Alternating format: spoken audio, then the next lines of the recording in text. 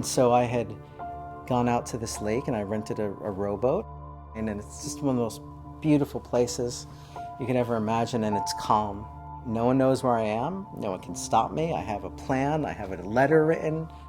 I was just gonna kill myself.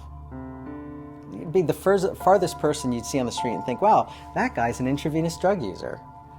Wow, that guy self-harms on a level that's unprecedented. And that was me. That was me. School is challenging. I mean, I was lucky enough to find music in high school.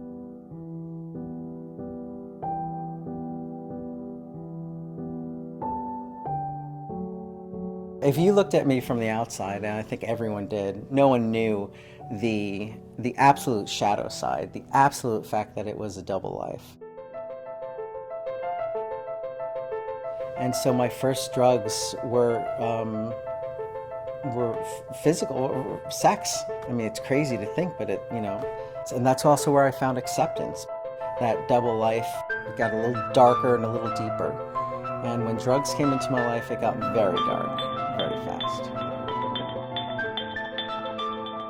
It's not who I wanted to be. And that's when it was really clear, like, I need to get some help. Yeah, luckily someone recommended me to go to Quest. They thought it'd be a good fit for me. The most effective parts from FSR for me were the acupuncture, my one-on-one sessions with my counselor. First time that she came in to lead a session, it was in my first week or so, and I thought, I need to work with this person. You know, FSR does stand for Findings in Sustaining Recovery. I remember you asking me that question, like, what does FSR stand for? What's sustaining me is being aware that I have emotions and not judging them, not pushing them away, but actually trying to engage with them. My mental health, my prescriber, acupuncture, nutrition, Qigong, it really is the sustaining part of the recovery. You know, I found it in FSR a couple of years ago, and now I've been sustaining it, and Quest has helped me sustain it. And I think community, the idea of community, was a big threat to my acting out and compulsivity.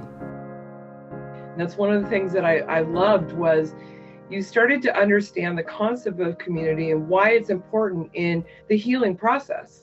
And I watched you develop a sense of self-esteem, a purpose for your life, and a desire to, like, I can do anything. Like, I can do anything. And then you started talking about school. I want to go back to school. Now I'm at Portland State University, and the goal is to become some type of a therapist.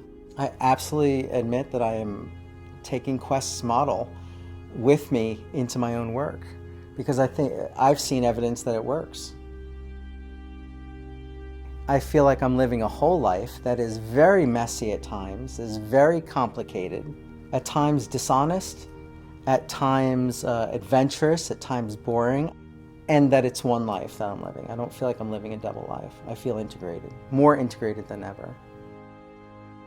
The biggest change that I've seen in myself is I like myself more today. I really do.